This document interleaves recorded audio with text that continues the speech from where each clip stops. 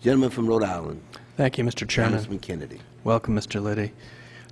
I think you've obviously heard a great deal of frustration from many people here because obviously we represent our constituents who are undergoing a great deal of economic struggle and, as you no doubt understand yourself, are very frustrated just with their own economic circumstance, and after having seen the travails of the financial system are questioning the very basic foundation of our financial system in every form. And that's the reason why these questions seem so directed at you, but please understand, we understand that your goal is to try to get the best deal possible for the taxpayer, and believe me, in doing so, it'll be for the best interest of all of our constituents that AIG is able to pay back the taxpayer.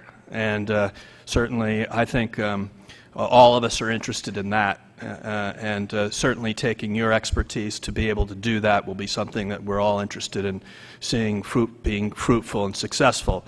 One of the things that I think will be of great deal of concern, I know, for all of our constituents down the road, as you've heard echoed over and over again with respect to these bonuses, is this notion of the transparency. And when you started in your remarks talking about how, you know, AIG is the parent company, and you talked about these separating off various other entities from AIG, I think that what it raised in terms of questions with respect to Project Destiny and how you're going to move forward is when we, as a Congress, passed limitations on, you know, future bonuses, you know, from being used out of the TARP. The question is whether these future, if you will, special purpose vehicles, these separate entities that are no longer part of quote-unquote AIG proper, are going to be considered TARP recipients for purposes of the rules and governance of these bonuses.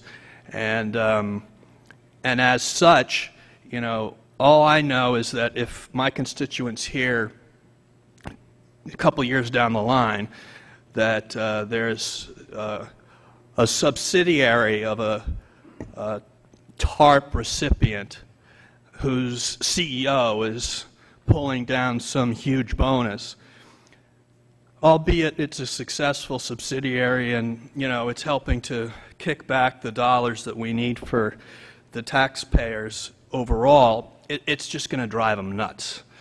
And so what I need to get an answer from you on is are these kind of separate companies, are they going to be under the same governance for purposes of the TARP regulations that AIG is under? If they're still owned by AIG and a part of AIG, yes, it's our understanding they absolutely will be.